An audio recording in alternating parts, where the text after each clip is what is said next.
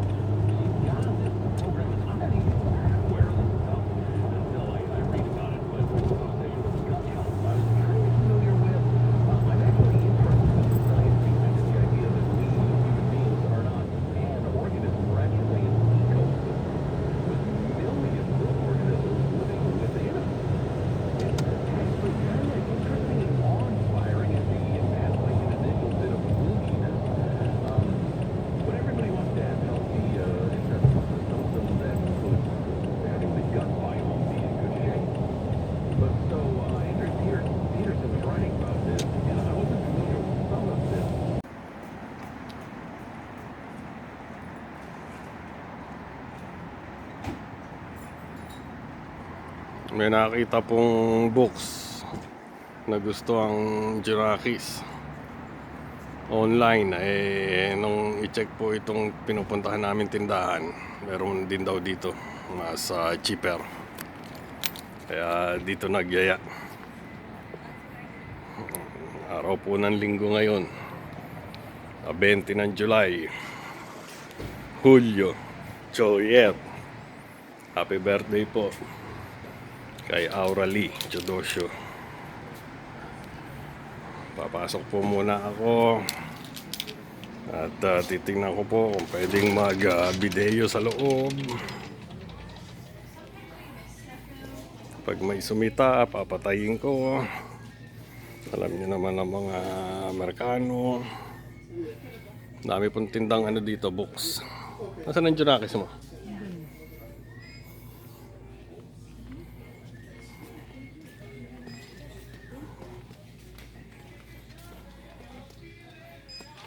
Anong box daw ang niya?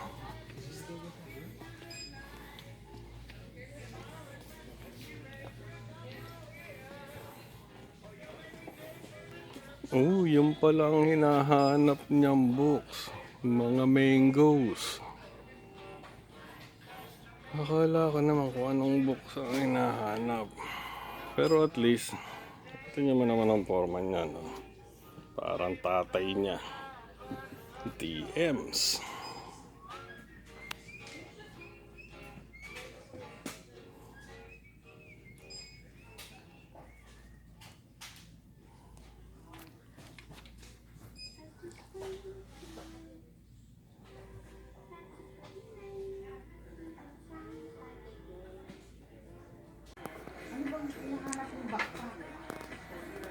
Nandito na po kami sa Marshalls. Naghahanap po ng backpack naman na para sa darating na pasukan ng Jurakis. May mga napuntahan po kaming mga ibang tindahan. Karamihan nag-i-start na silang ilagay sa cabinet na may salamin na may pinto, sliding door, may lock. At pag kailangan nyo, may buzzer na pipindutin, may dadating na stop para i-unlock, buksan ng pinto at ibigay sa inyo ang kailangan nyo. Kasi di nyo rin masisisi, katulad ng mga salamin, mga bag, nakagapos na. Ayan, they're stealing it. Ninanakaw. Ayan, ninanakaw ang mga binabawasan ang, ayan, wala nang laman, mga bawas. Open na ang mga box. Nakalabas na yung ninanakaw po, nilalagay sa mga bulsa, sa mga bag. Tos, yun, isang brief, isang t-shirt, uwi na. Yan po ang buhay ngayon dito sa Amerika. Yan ang quality ng buhay ng mga Amerikano. Medyo nakakalungkot pero yan ang realidad.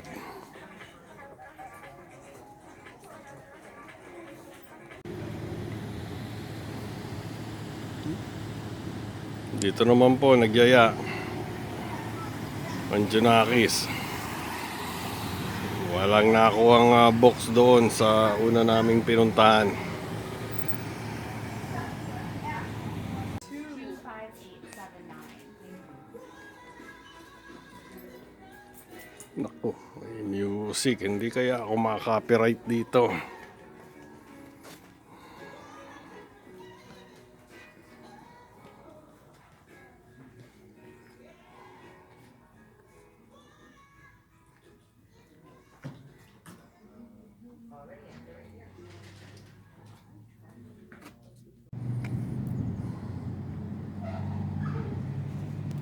Dito naman po kami ngayon sa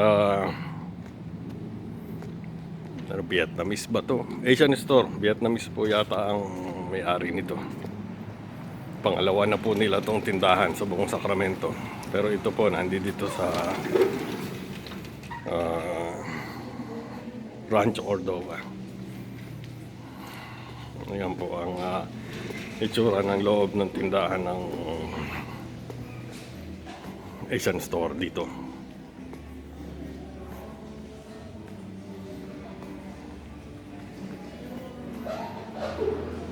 Naku, may music na naman. Papatayin ko na naman.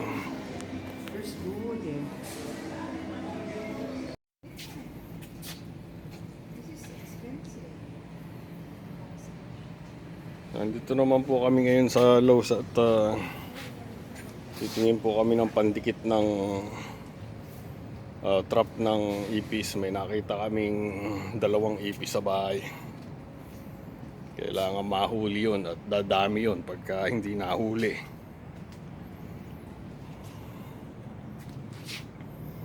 Dumaan po muna dito sa favorite spot na bilihan ng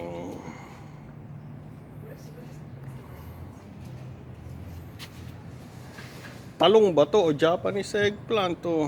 Yeah, pero ang mahal, sweetheart. $10? Ang mahal.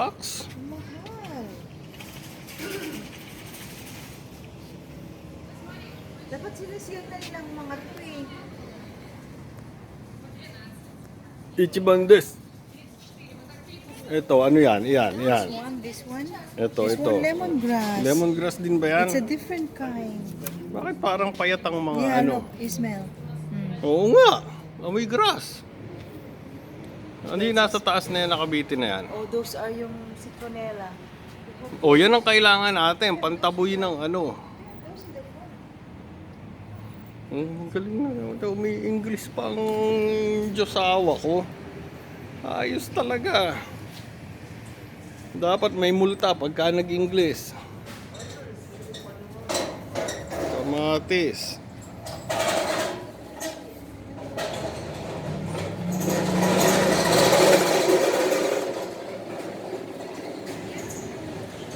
$6.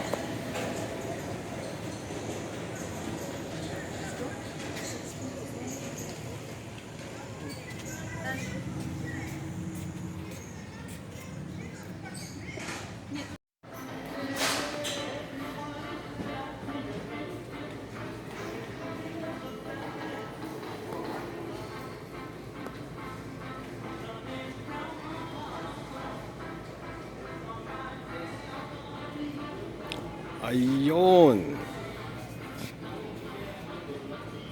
Tanginang mahal. 500 pesos. Dito tayo sa isa. Pwede na to. Nakakahuli rin ng ano yan.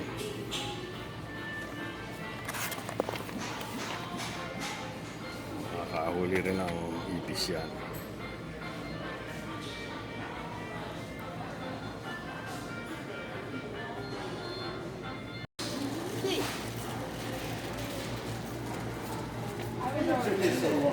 Wait, let me press. I'm gonna press the button. It doesn't do anything.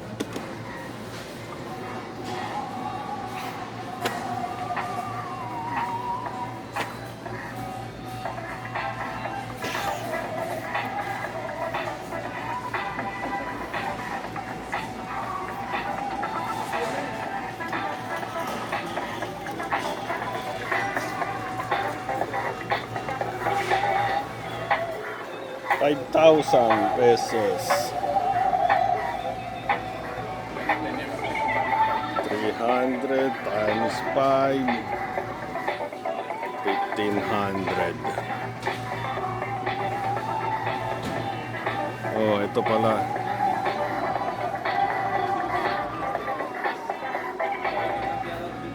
Yan, oh.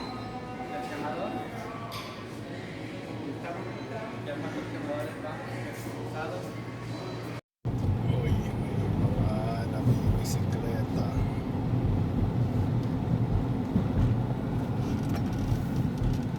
Papauwi na po kami. Dito po kami dumaan sa kabilang kalsada. Maple tree ba to? Olives? Maple tree ano? Nasaan? Yung nasa gitna. No. Hindi siya olives. Hindi rin maple. Stop. 1, 2, 3. Abante. Kahit walang sasakyan, pag may stop, stop. Kahit walang pulis, stop. Yan po ang pangkaraniwang number one na dahilan na bakit bumabagsak sa behind the wheel driving test ang mga Pilipino na natutong mag-drive sa Pilipinas. Pero yung po mga Pilipinong dito natutong mag-drive, madali silang maka-adjust. Pero yung katulad ko na sa Pilipinas nag-umpisa mag-drive, medyo matagal bago naka-adjust.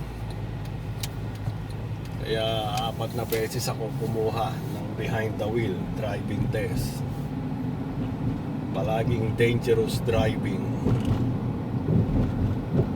Pero yung written ko, one take lang. Perfect. 100% nga eh. Wow, galing. Pero yung actual ko, behind the wheel, naglalunch sila. Sa sewer district. May ginagawa sila dito. Lalunch.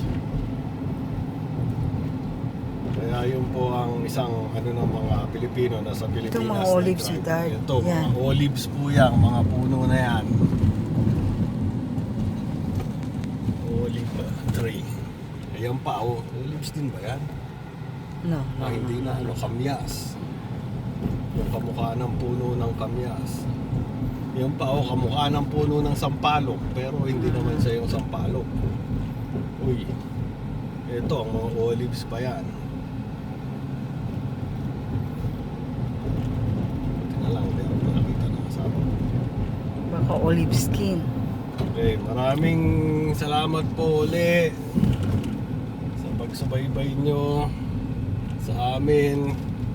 Ito po ang typical na buhay namin dito